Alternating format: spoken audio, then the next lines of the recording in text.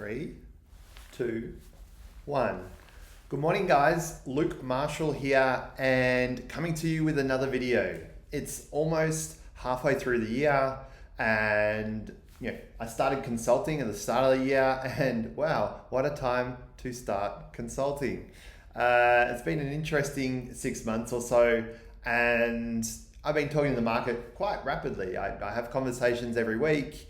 I talk to a variety of businesses, both large and small, and I feel like there's a bit of a false sense of security as we go into the second half of this year.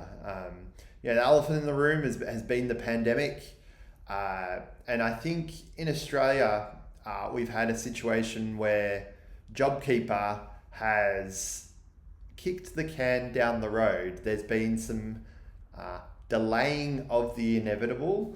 And what I'm noticing is businesses are being lulled into a false sense of security by not pivoting in the right ways.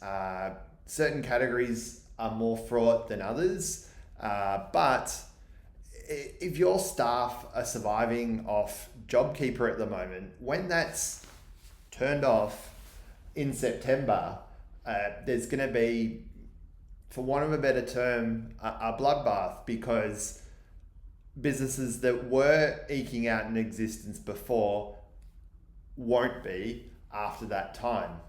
Now, I'm not here to pretty it up or make promises that are unrealistic, but if you're a business that has been established, has run predominantly on referrals, and is a good quality business with a website, chances are there are things you can do now or actions you can take now to future-proof yourself and encourage some survival. So I'm sort of I'm putting this video together to help you. Here are the guiding questions that I'm sort of asking the businesses I talk to, and basically they're around your clients and then your business. So I'll talk through them. At the end of the video, that there's an opportunity to jump on a call with me. I'm happy to strategize this with you further, or check the link on the post.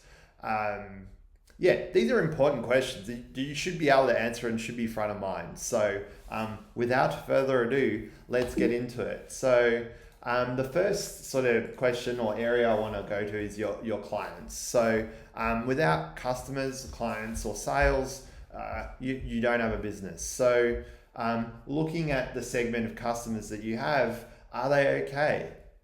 What industry do you service? Are they feeling the pain, or are they thriving? There are certain segments of the industry that are doing better, funnily enough. If they aren't okay, how reliant are you on them? Are there other segments you serve?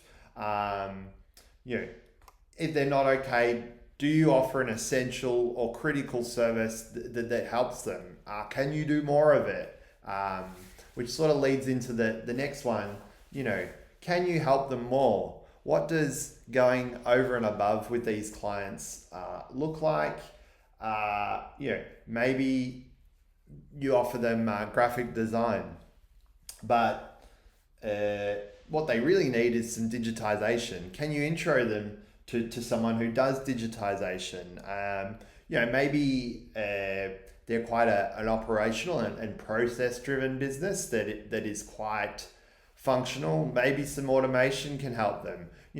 Lever your network. Who can you intro them to? What can you do to help them survive? Because an economic winter is coming, and anything you can do now to help future-proof them and prepare them for what might be a depression, if not a recession in Australia at least, and probably the rest of the world. How do you future-proof them against that?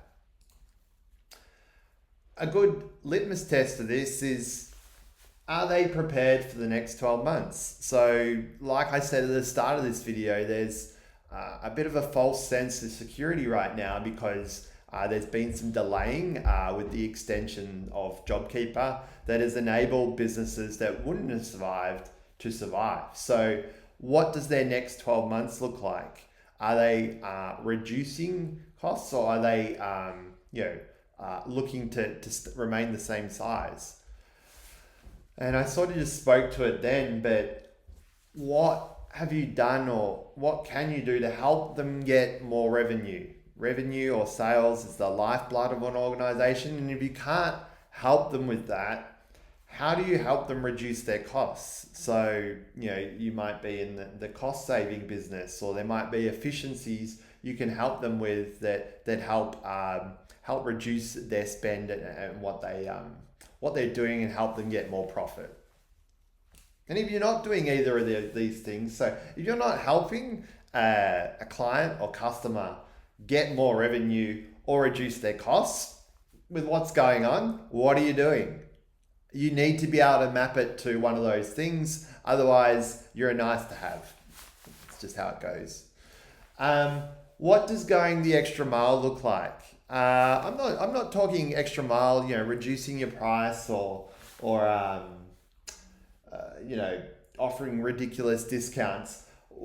Extra mile, it's just showing you care. Say you have 100 customers and that's it. These are the phone's not ringing. You only have these 100 customers. So how can you continually build extra value into what you do to help them?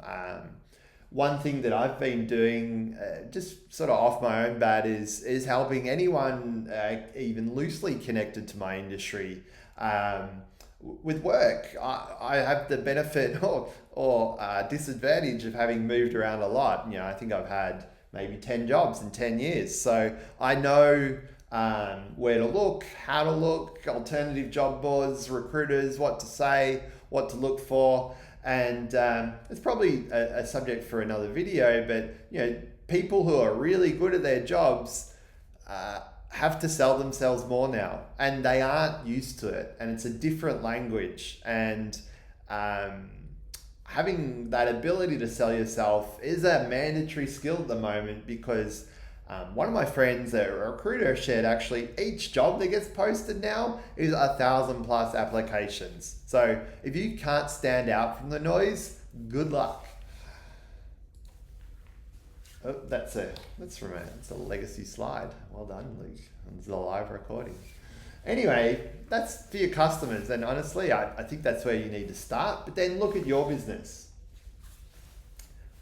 How many inquiries came through January this year to June? So an inquiry, because we want to define it, would be a referral, it'd be the phone ringing, it'd be an email, might be someone pinging you on LinkedIn, it might be a lead form being submitted on your website, it might be someone tagging you on a social post. How many of them came through first half of this year? Cool. If you don't know that number, that's a very important number, by the way. How many of them converted to sales? So say you had 100 inquiries this year. How many of those became customers or sales? And a few other lenses to look at it through. If your business has been established, how's that compare year on year? Is it more? Is it less? Did that conversion rate drop? Are customers saying things like, we just need to save budget for now? We're looking to batten down the hatches. We're looking to cut costs. These are all signs that maybe what you're offering isn't as critical as you might think it is. I just talked to this, but has it been trending up or down? So from January to June, you might have seasonality in your business, but is the inquiry number going up or is it going down? At what rate? Is there any seasonality affecting it? What are you doing to help that continue to go up, or what are you doing to stop it going down? This is almost a trick question, because I want to ask how many referrals came in. So a referral, there are a lot of good businesses I've spoken to that are referral driven and haven't had to market themselves because word of mouth has carried them this far. I spoke to a business that had 5 years success built purely on referrals without much of a functioning website. How many came in this year? Because it's going to drop. People are not buying unless they are really and painfully aware of what you help them with to get more revenue or reduce costs. And so against that climate, if you're a referral business and you're not helping with those things, you need to do stuff to reposition yourself to articulate why you solve those pains. And then the flip of that is how many customers came from your website. So if you have a proper digital marketing engine and sales follow-up and awareness of how digital marketing works, the customers coming from your website should be more. Not only this, but you should be interacting with them in other digital environments to help encourage that. People ask what I do. One of the outputs is definitely getting a website, firing, but it's only a small part of the buyer's journey. And you can pay someone to put leads in your inbox. They won't be very good. But if you want a holistic look at your digital marketing strategy, keeping in mind that digital marketing is selling what you do at scale and educating prospects on how you reduce their costs or bring them more revenue, then talk to me. That's my bread and butter. I'm not going to sell you AdWords. I'm not going to tell you that you need more followers on Instagram. I'm sick of that noise and crap. I map what you're doing digitally to a business outcome.